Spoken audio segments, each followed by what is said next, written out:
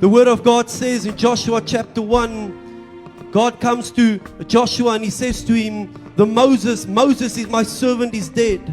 The Moses of old is dead. The past revival is dead. Therefore, it's your time, Joshua. Stand up, because it's now your time to shine and it's your time to arise. God showed this to me when I was sitting there, that before they could enter, because God said to them, it's your time to shine and arise, so therefore take in the place, the land that I've given you.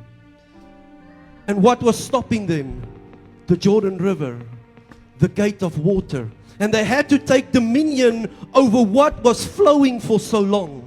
And we need to take dominion over that which we have allowed to flow for so long in our country. We have to take dominion over the gate of impossibility, because it was impossible to move, but by the presence and the power of the Holy Ghost, it was possible to move.